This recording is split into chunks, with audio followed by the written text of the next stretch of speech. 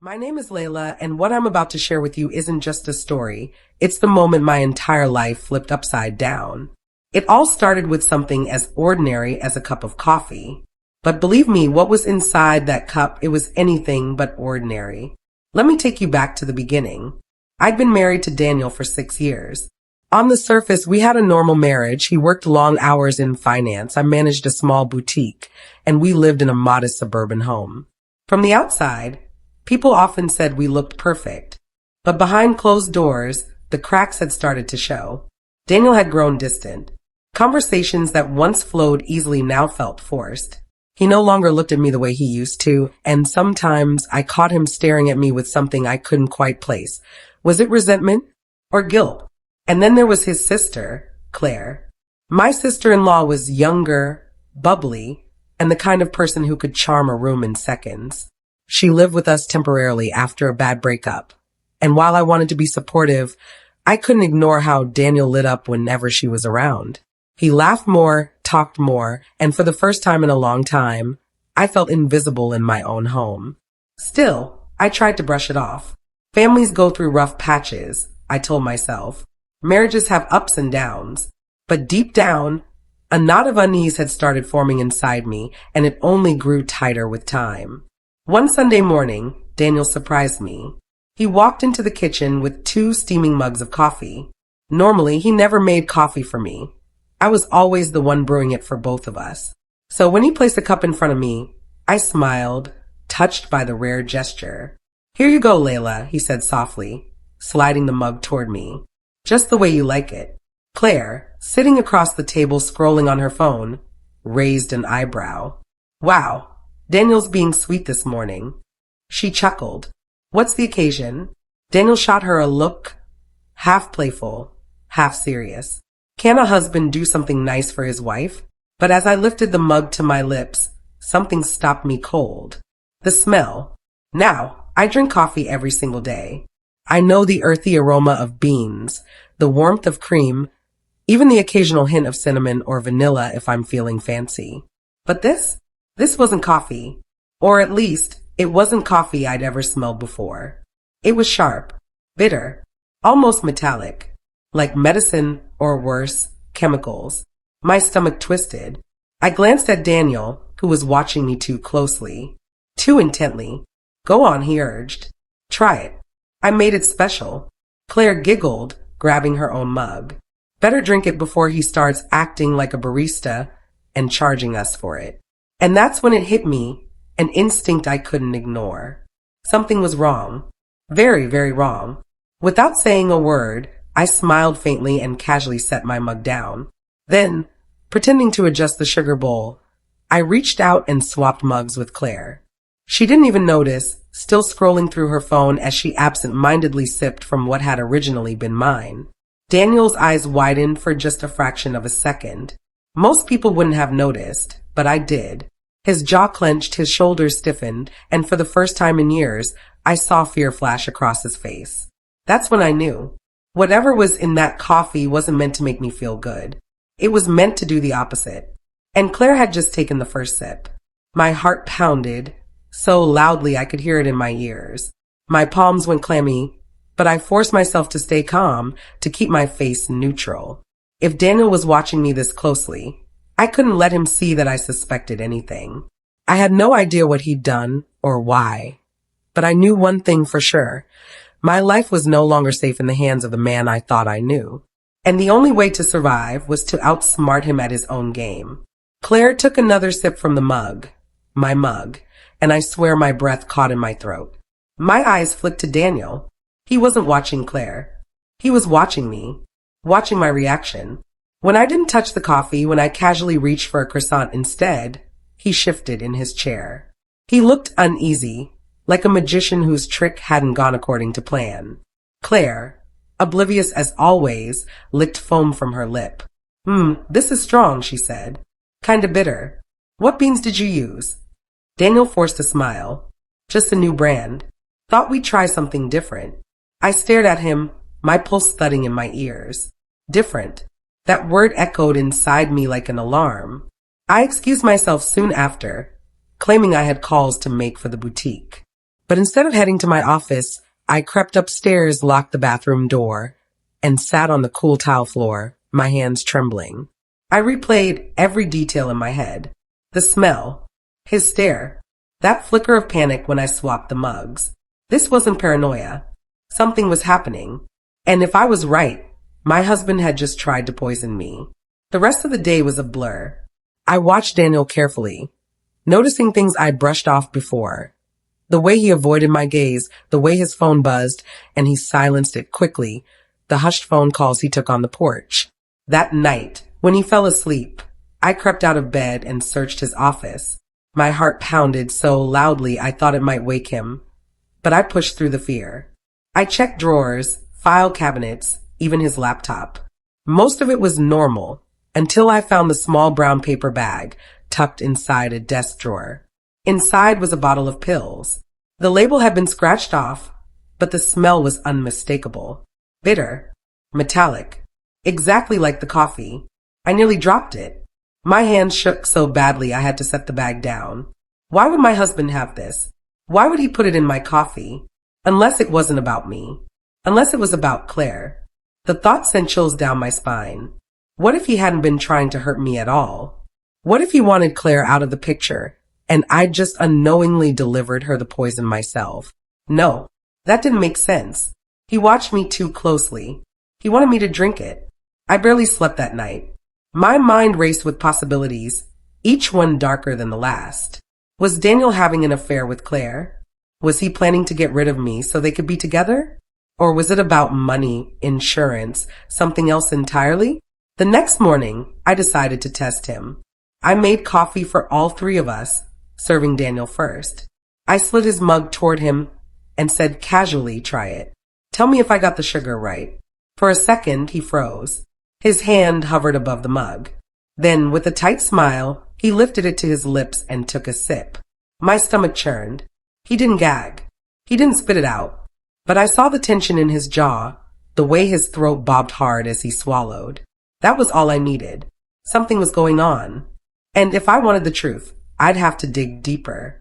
Over the next week, I became an actress in my own home, smiling when I wanted to scream, laughing when I wanted to cry, pretending I didn't notice Daniel's lies while secretly collecting every shred of evidence I could find. I checked his laptop again, this time carefully searching through hidden folders.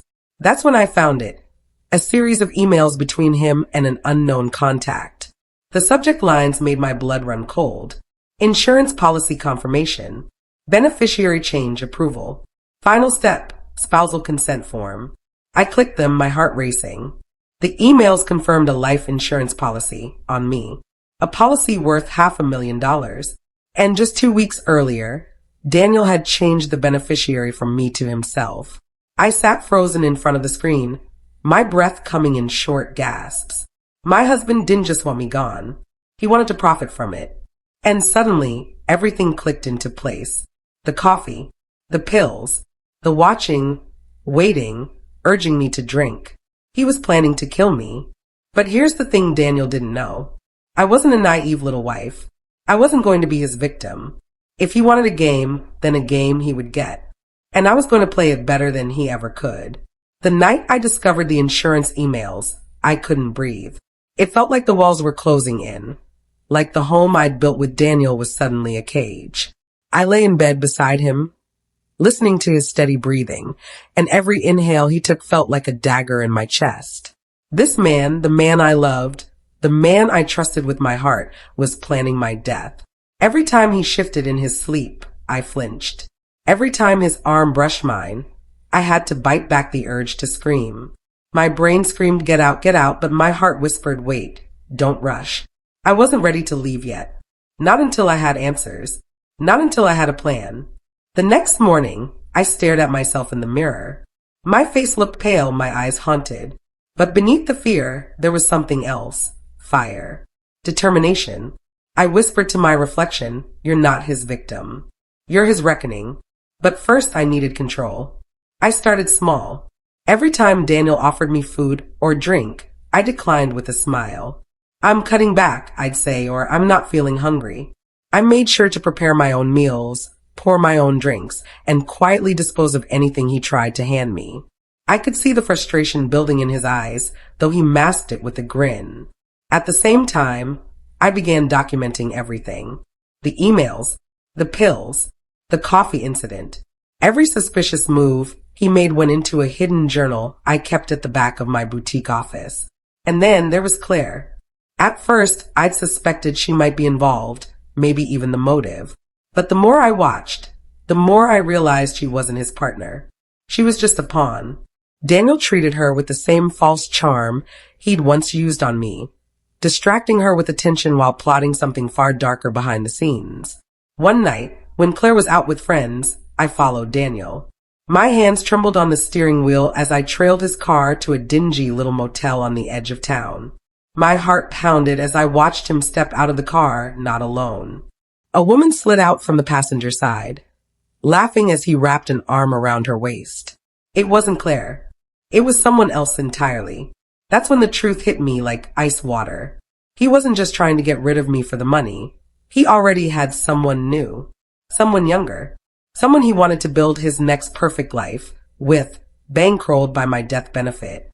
The betrayal burned hotter than any flame. I cried that night. Not the quiet, dignified tears I'd shed before, but deep, guttural sobs that racked my whole body. It wasn't just anger. It was grief. Grief for the years I'd wasted, for the love I thought I had, for the man I thought he was. But when the tears dried, only resolve remained.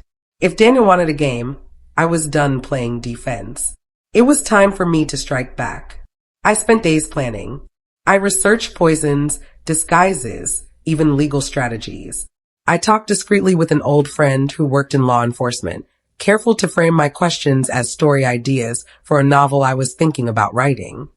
Every detail I gathered wasn't just knowledge, it was ammunition. And then I formed my plan. Step 1. Let Daniel believe his plan was still working. I needed him confident, careless, convinced I was still blind. Step 2. Turn the trap back on him. If he wanted to poison me, then perhaps he'd end up drinking his own special recipe. Step 3. Expose him.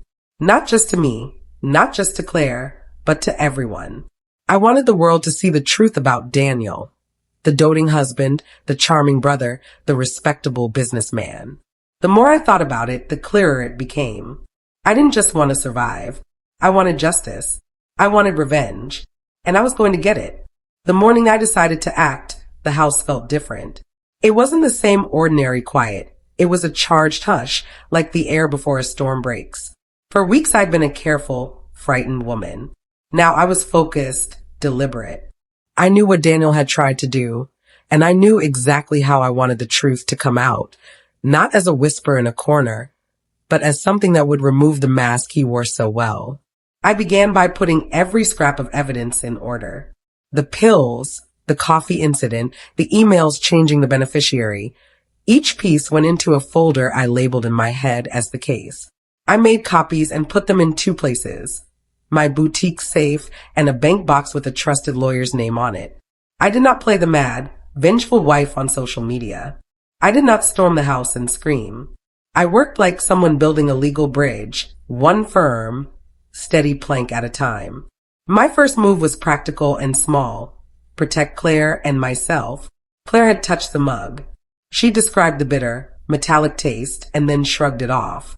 She'd laughed. I imagined how that scene could be rewritten to make Claire the villain in Daniel's story. She could be the convenient scapegoat if he put a neat narrative together. I told Claire I was taking her to the clinic for a checkup, just to be safe.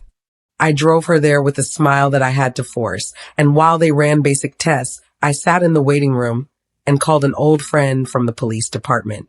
He didn't know my whole life, just enough of me and my instincts that he agreed to listen. Layla, he said, voice low. Document everything.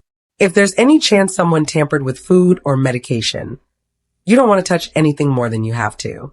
We can get a team to look discreetly, but you have to be careful. That call was a small victory, the kind that feels huge when you've been doing everything in silence. He promised that if I brought the pills, he'd have them tested, and he told me to hold off on accusations until they had results. He also recommended a lawyer who handled insurance disputes and criminal matters. I called her that afternoon and asked for a consultation. Claire, bless her, told me later that she would have gone to the clinic alone if I hadn't insisted. She was shaken. The bitter taste had left a mark. Next was the insurance company. I couldn't unchange a beneficiary, but I could make sure there was a record of irregular activity and that investigators were alerted. The lawyer's office filed a formal inquiry about the change, citing concerns about coercion. It's not glamorous to work with insurance adjusters, but it's effective. A corporate auditor will smell irregularities faster than gossip ever will. While the professionals set those wheels turning, I prepared the psychological part of my plan. People like Daniel laughed at what they called women's intuition. He'd roll his eyes and dismiss my questions as jealousy. I would use that same arrogance against him. I started to be very visible in my home, brazenly safe, making my own coffee in the morning, walking through the garden with a book, answering the phone in the living room with him in the next room. The obviousness was my shield. If he had thought his plan was subtle, his confidence would be his undoing. Then I baited him. I made a point, subtle and almost flirtatious, to bring up the new coffee again when Claire and Daniel were both present, acting like a woman who had forgotten the alarm bells of a few days before. That brew he tried? It was so strong, I said and laughed lightly. Maybe I'll let him make mine again one day. I let him notice me saying it, watched his fingers flex, watched the instant of calculation in his eyes. He wanted me to be the same fearful person. He wanted me to be predictable. While I kept him distracted with familiarity, I did what frightened people who seek real justice do. I worked with professionals. My lawyer had me bring her the copies of the emails and the pill bottle. She called the insurer and told them we suspected attempted wrongdoing. The investigator from the insurance company was polite, but blunt. They would look into the paperwork, the weird timing of the beneficiary change, the signatures. I learned more that week than I had in months. Daniel had been sloppy in his hurry. He'd changed forms without witnesses he thought mattered. He'd left an electronic trail. He'd underestimated how carefully I'd saved receipts and screenshots. The police lab confirmed what I'd feared. The pills were not harmless vitamins. The results were a cluster of words that read like a death sentence for Daniel. The substances could be harmful if ingested in concentrated amounts and had the potential to incapacitate. They wouldn't publish details to me right then, but they told my friend on the force that they had what they needed to open an investigation if there was supporting evidence. My blood ran cold and hot at the same time. The world had shifted. This was no longer in the realm of marriage drama. It was criminal. I let the investigation gather momentum publicly in a way that I controlled. My lawyer filed a civil protective order citing threats to my safety. That action forced Daniel temporarily from the house, required a protective notice on his record, and, crucially, meant law enforcement had a reason to look more closely at bank records, communication logs, and the beneficiary paperwork. I had not wanted to humiliate him for the public's appetite, but I wanted my safety and proof. The order did both. In private, I staged a confrontation that would become the centerpiece of my revenge. I asked Daniel, calmly, to come to the house one afternoon to talk like adults. He came with the same smugness he thought would disarm me. For years he'd found ways to charm his way out of hard conversations. I was ready for a different ending. I didn't shout. I didn't cry. I showed him the printed emails and the copies of the beneficiary change, and I slid across a copy of the lab test results with the pill bottle photo attached. I watched his confident demeanor crack into something like panic. You said you loved me, I said. My voice was a whisper, but it cut through him. You said you'd protect our life together. He opened his mouth, and whatever line he had prepared dissolved. He lunged for denial, then anger, then the clumsy apologies of a man caught. In the confusion, he did a terrible thing. He started incriminating himself. He admitted that he'd needed money, that he feared what would happen if he didn't start afresh, that he hated the quiet he'd found in our house. He spoke fast, the way people do when they think words can be used as a shield. I had him on tape because my lawyer advised me to record any confession I could capture in the presence of counsel. We had a recording device present, and I used it legally under her guidance. Check your local laws, of course. The recording was not the only thing I had, but it tied his words to the paper trail. That recording, when played to the insurance investigators and the police, changed everything. Denials are easy when the story is only between two people. They are harder to maintain when there is a voice, a timestamp, and corroborating documents. Daniel tried to rewrite his motivations in the press. It didn't help. The insurance company froze activity while auditors dug deeper. The police served a warrant on his computer and found drafts of emails and searches that fit the picture they were now building. Daniel's arrogance had been his downfall. In his hurry to disguise plans, he had left evidence. I should tell you what I felt in those moments, because revenge isn't only the thrill of victory. It was a complicated stew: vindication, sorrow, exhaustion. I listened in the investigator's office as they read backlines from his messages. At one point, I had to leave the room because the reality of how close I'd been to it was almost too much to process. I stepped out into the sunlight and breathed. A neighbor walked by and said, "Everything okay?" I smiled because for the first time in months I could answer honestly. No, but it would be. The court hearings were a theater of ordinary people performing for justice. The public drama was painful, but it served a purpose. It prevented Daniel from hiding behind charm. He wore his good suits to court like armor, but the armor will not protect you in front of forensic evidence. There were depositions, witness statements, and the quiet business of auditors calling phone numbers and asking awkward questions. Friends who had once admired him stumbled over answers. The young woman he'd been seen with, not Claire as I'd feared, but someone he'd met through work, took a step back when asked under oath about his secrecy. And then came the small, savage twist I had been saving for the end. Remember the mug swap that morning? I'd pretended to swap mugs impulsively, and Daniel had reacted with that flicker of panic, which told me he was counting on me to take the bait. But he didn't expect me to be the kind of woman who planned 10 moves ahead. I'd told my lawyer about that moment, and we'd asked the police to test the rim of the original mug for traces. The lab's analysis came back confirming the presence of a residue consistent with the pills found in his drawer. That scientific link, coffee cup to pill bottle, built a bridge from motive to act. When the investigators presented their findings in court, Daniel's face went slack. He tried to argue coercion, stress, desperation, everything he'd been rehearsing for months. None of it held. The jury didn't have to love me to convict. They just had to accept that the evidence showed intent and steps toward harm. The criminal charges were laid: attempted poisoning, fraud-related counts tied to the insurance change, and the judge set a bail that Daniel could not meet with his cash flow frozen. For a man who had built his life on appearance and mobility, being confined was its own punishment. Claire came to me after the indictment. She had been humiliated in the kitchen when I'd swapped mugs unknowingly, and then relieved that her only symptom had been a stomachache. She hugged me and cried, and we had a long, honest conversation about loyalty, naivete, and how easily people can be used. She told me later she had felt foolish at the wedding, and even more foolish when she realized she'd been part of the tableau he'd courted me in. I forgave her because I knew the difference between being loved and being used. What surprised me most wasn't the legal victory, although that tasted like justice, but the way certain friends and acquaintances shifted. Some clung to him until the end, but others left quickly. People who had loved the idea of his charm saw the man himself and turned away. The social circle that had been so enamored of him lost interest when his credibility vanished.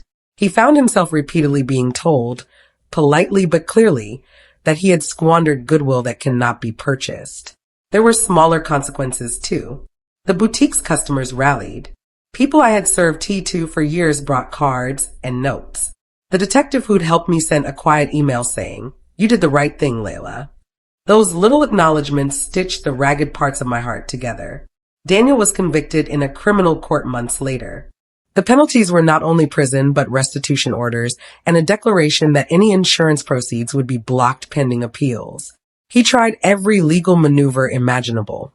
But you can't overrule the recorded voice of your actions, or the lab results that connect cup to bottle, or the matched timestamps of emails and bank transfers. That was the kind of truth that sticks. When the dust settled, I came back to the kitchen that had held so many small intimacies and found it strangely clean. I placed my own mug in the cupboard and made myself coffee the way I always had, grinding beans by hand and listening to the sound of the grinder like a kind of benediction. Saturday mornings with Claire's laughter and my own quiet contentment returned slowly. They were ordinary, yes, but ordinary felt like victory. Did I enjoy every part of what I did? No. There were nights I woke in cold sweats. There were moments I wondered who I had become during the months of strategy. Revenge reshapes you. It teaches you patience and, sometimes, hard compassion. But it also teaches clarity. Some people cannot be reasoned with. Some plans are too dangerous to ignore. Standing by silently would have been a kind of consent. My actions did more than remove a predator from my life. They exposed a man who had been willing to choose money and control over love. They protected Claire and others who might have been used. They forced an insurance company to look deeper at a suspicious change and to tighten processes, so no one else could be easily victimized by a hasty beneficiary swap. When Daniel was let out in handcuffs that last time, he looked small. The suits, the smiles, everything that had propped him up were gone. He mouthed something at me once, a pleading I didn't hear, and then the doors closed. I stood in the courtroom vestibule and felt a strange, enormous fatigue. The fight had taken years off my life in one concentrated bundle. But then Claire squeezed my arm and said, "You kept us safe," and I knew the cost had been worth it. The practicalities continued, depositions, hearings, civil suits. I testified. So did Claire. The boutique stayed open. The garden bloomed in spring. I began to rebuild the quiet life I had always intended to live. And the lesson? It's not subtle. If you sense danger, gather facts and seek help. Silence can be compliance. Action, when guided by evidence and law, can be salvation. I did not become a monster to fight a monster. I became a woman who understood how to use the systems around her to restore safety and truth. When I made coffee the morning after the conviction, I drank it slowly. The smell was rich and ordinary and entirely mine. For the first time in months, I allowed myself to believe in a future where the sound of a kettle did not signal danger. When people ask me now how I survived, I never quite know what to say. Survived feels too small a word for what I went through. I didn't just survive Daniel's betrayal. I rebuilt myself from the ashes of it. And that's not something you can explain in a neat sentence. After his conviction, the house felt different. It wasn't haunted anymore. The silence wasn't heavy, it was peaceful. I could walk into the kitchen without second-guessing the mug in my hand. I could sleep through the night without listening for the sound of a drawer opening or the subtle creak of footsteps. For months, I had lived in constant fear. Now I lived in freedom. But healing wasn't instant. It came in waves. Some days, I'd wake up full of energy, ready to move forward with my life. Other days, I'd crumble at the smallest reminder. A song he used to hum, a jacket I found buried in the closet, a photo I'd forgotten to take down. Grief has a strange way of ambushing you when you least expect it. What saved me was the truth, knowing I had taken control before it was too late. I had trusted my instincts, gathered proof, and fought back. And because of that, I was still here. Alive, breathing, whole. People in town whispered, of course. Some said I was brave. Some said I was lucky. Others wondered aloud how I hadn't seen the signs sooner. Let them talk. They hadn't lived my life. They hadn't seen the subtle lies that creep in slowly, disguised as love. They hadn't felt the sting of betrayal from someone who swore he would protect you forever. What mattered wasn't their gossip. What mattered was that the truth was out. Daniel had been unmasked. The charming husband, the sweet brother, the respectable businessman, they were all illusions. Underneath, he was nothing more than a desperate man willing to destroy lives for money. And now, the world saw him clearly. Claire and I grew closer after it all. At first, she struggled with guilt. She kept replaying the day of the coffee in her head, terrified of what might have happened if she had drunk more of it, or if I hadn't noticed her reaction. I told her over and over it wasn't her fault. Daniel had tried to use both of us, but we were still here, and that was our victory. Sometimes I'd catch Claire studying me, as if she couldn't believe I'd had the strength to fight him. And maybe that's the part that surprises people most, that an ordinary woman, a wife, a sister-in-law, someone who owned a small boutique, could stand against a man like Daniel and win. But strength doesn't come from being extraordinary. It comes from refusing to give up, even when you're scared, even when you're broken. I don't tell this story to shock people. I tell it because I want someone out there to hear it and feel less alone. Maybe it's a woman noticing her husband's strange behavior. Maybe it's a friend wondering if they're paranoid about their partner. Maybe it's someone who feels a pit in their stomach but can't explain why. To that person, I say this: trust yourself. If something feels wrong, it probably is. Don't wait until it's too late. If I had ignored the strange smell in my coffee that morning, I might not be here to tell this story. If I had brushed off the insurance emails, I might have ended up as another tragic headline. If I had stayed quiet, Daniel might have walked away with everything: money, freedom, and a new life built on my grave. But I didn't. I chose to fight. And that's the lesson I want to leave you with. You are not powerless. Even when someone tries to make you feel trapped, you can take back control. Evidence is power. Knowledge is power. And the truth, once it's exposed, is stronger than any lie. Do I regret loving Daniel? Strangely, no. That love taught me lessons I wouldn't have learned otherwise. It taught me that people can wear masks for years. It taught me that trust should be earned, not blindly given. And it taught me that my worth isn't defined by how someone else treats me. It's defined by how I rise when I'm knocked down. Daniel thought he could write the ending of my story. He thought he could turn me into a tragic footnote in his new chapter. But here's the truth. The pen was always in my hand. And I chose to write an ending where I didn't just survive. I thrived. So if you're listening to this, if you've made it this far, I want you to remember my story. Not because of the darkness, but because of the light that came after. Because revenge wasn't just about punishing Daniel. It was about reclaiming myself. And now, every morning when I make my coffee, I smile. Not because of the taste, not because of the smell, but because it reminds me of the moment I realized I wasn't helpless. I was unstoppable.